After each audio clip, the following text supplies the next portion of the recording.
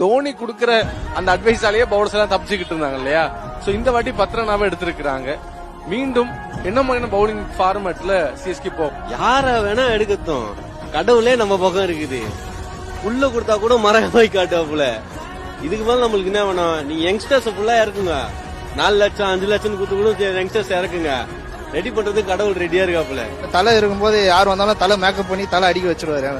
எந்த டீம் தான் அசால்ட் பண்ணுவாப்புல. தலையோட ஸ்ட்ராட்டஜி வச்சு அப்படிதான் வந்து இதுவரைக்கும் கப் அடிச்சது எல்லாமே பாத்தீங்கன்னா அப்படிதான். யாராவது பேசிக் பிரைஸ்ல ஊருக்கு ஒதுக்கு போற மாதிரி டொமஸ்டிக் பிளேயரோ, நீ பால் போட தெரியுதா வா சிஎஸ்கே, நான் வந்து உனக்கு ஸ்ட்ராட்டஜி சொல்லி கொடுத்து எப்படி பால் போடணும், ஸ்லோ பாலோ ஸ்பீட் பாலோ அந்த மாதிரிதான் யோசிப்பாங்க. யார் எடுத்தாலும் எடுக்கலாமா, எங்க தலை தோனி பவர்ஃபுல்லா மாஸ் காட்டிடுவாரு. இந்த வாட்டி அன்கேப்ட் பிளேயரா வர வராரு. எமர்ஜிங் பிளேயர் கூட வாங்க வாய்ப்பு இருக்கு. Download ShareChat.